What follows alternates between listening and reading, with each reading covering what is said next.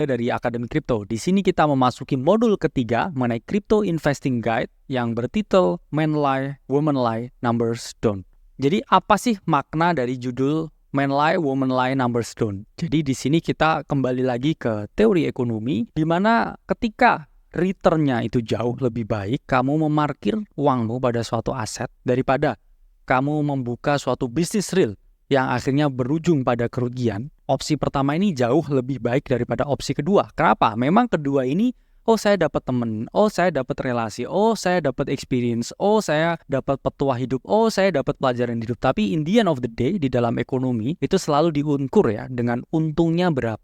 Instead of pengalaman pribadi dan lain sebagainya. Karena memang mungkin berinvestasi pada aset yang terukur dan diparkir di situ, itu memang return-nya sometimes jauh lebih baik daripada kita membuka sesuatu yang real yang endingnya bisa membuat kita mengalami kerugian. Karena memang kalau kita lihat ya dari perspektif investasi, ini sangat fair ya, menang atau kalah, untung atau rugi dengan perspektif uang. Jadi tidak ada ya yang ini adalah ini adalah ini, saya memperoleh ini.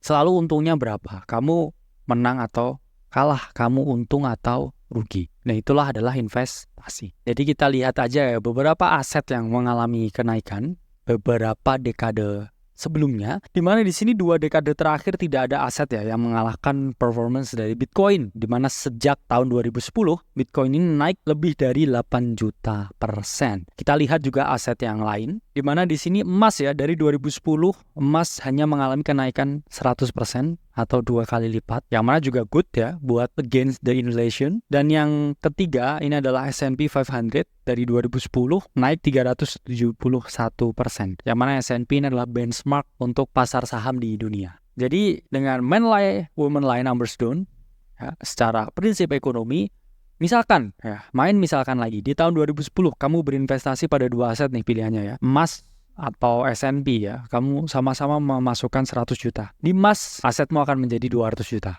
Di S&P, uang kamu akan menjadi 370 juta. Sementara kalau teman-teman di Bitcoin, investasinya dari 2010, nilai kalian akan menjadi 8 triliun rupiah. Ya. Dan banyak juga teman-teman kita di Indonesia yang ada di pathway ini dan memperoleh financial freedom seangka ini dari pilihannya berinvestasi di Bitcoin. Dan saat ini pula ya, Bitcoin ini jadi rebutan ya, BlackRock, Bitwise, WisdomTree, Fidelity, Invesco, dan beberapa company-company lain yang memiliki aplikasi untuk Bitcoin ETF. Jadi memang Bitcoin ini sebagai aset sekarang sedang sangat diperebutkan sebagai emas digital oleh perusahaan-perusahaan besar di dunia. Jadi secara data historis ya, ada kemiripan ya Bitcoin ya dengan gold sebelum ETF disahkan, di mana setelah disahkan di 2004 ya market cap-nya ini dari 1 triliun US dollar ke 13 triliun US dollar. Kenaikan yang sangat signifikan untuk gold ya.